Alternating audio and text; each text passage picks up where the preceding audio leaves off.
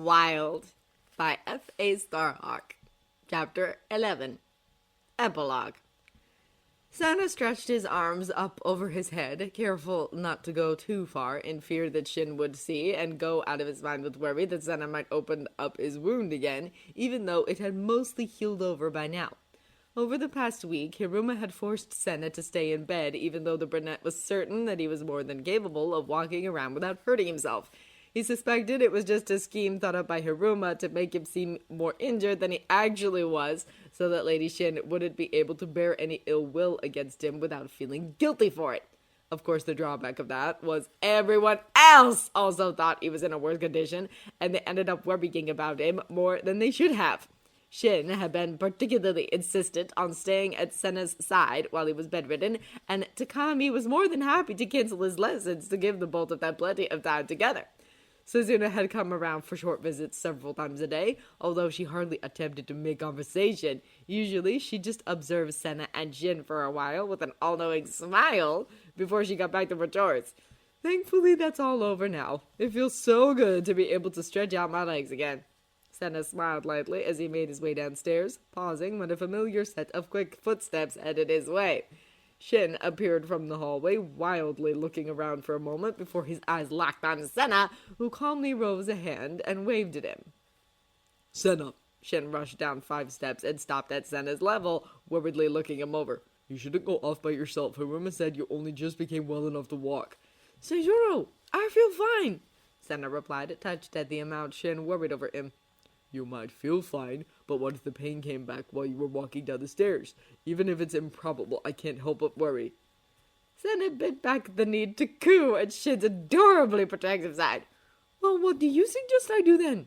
Shin unceremoniously scooped Sena up into his arms and began to descend the stairs. Seijuro! This really isn't necessary!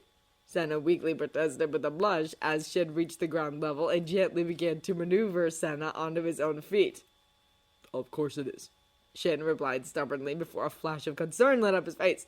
Unless doing that hurt you. Did it? I'm sorry, I didn't mean to. Seijuro, calm down. You didn't hurt me. Sena leaned up on his toes to give Shin a soft kiss for extra reassurance.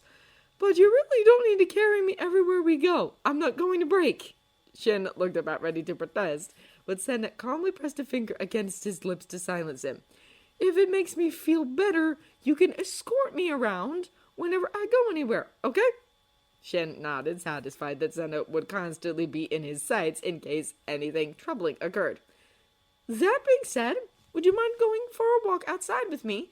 I've been cooped up inside so long, I've forgotten what fresh air is like. Shin nodded, but at the same time his eyebrows furrowed with worry. Would you like me to grab you a jacket? No, I'll be fine. Besides, it's only a short walk. Sena held out a hand expectantly, smiling brightly when Shin took a hold of it only half a second later.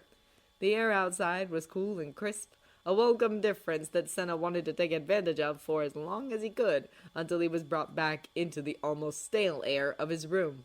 They wandered around the grounds several silent minutes, walking along one of the fenced enclosures before Shin stilled, a thought striking him.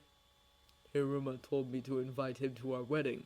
Sena flushed lightly, and his fingers twitched in Shin's grip. Really? He cast a quick glance around, wondering what had brought this sudden conversation up. Well, I don't see Hiruma anywhere. A wedding, that is what Mother wanted me to have before, right? Shin asked curiously, and Sena nodded, noticing a familiar coal-black mare out of the corner of his eye and flushing even more. Wait, wasn't it around here when Seijuro asked me what a bride was? So when Mother wanted me to have a bride, she also wanted me to have a wedding? Well, yes. And you said a bride and groom love each other a lot, right? Sena smiled sweetly. Yes, and I do love you a lot. So when are we going to get married? Sena took a deep breath to calm himself down. After the rather informal proposal he just seemed to have received. Well, I'm only 15 right now. Shin cocked his head to the side curiously. Is that too young? Well, technically, yes. Sena trailed off when Shin slumped in defeat, as though the information was a crushing blow to him. But I think that if we got my parents' consent, my marriageable age would be 16. Shin nodded to himself thoughtfully before asking, Are you still feeling well? Yes, why? Then let's go meet with your parents. Sena, feeling oddly giddy as Shin began leading him away, vaguely wondered if anyone would protest to them having a winter wedding.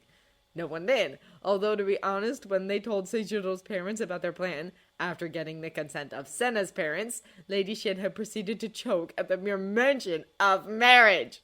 Lord Shin had worriedly patted her on the back to clear out her lungs. I'm all right, but are you certain you're ready to be married in just a few months? She asked incredulously, and Shin, probably under the impression that she wasn't going to agree with their idea and would throw a fit, instinctively moved so that Sena was mostly behind him. As ready as I'll ever be, Sena responded, stepping to the side so that Shin wasn't shielding him and thus showing blatant favoritism.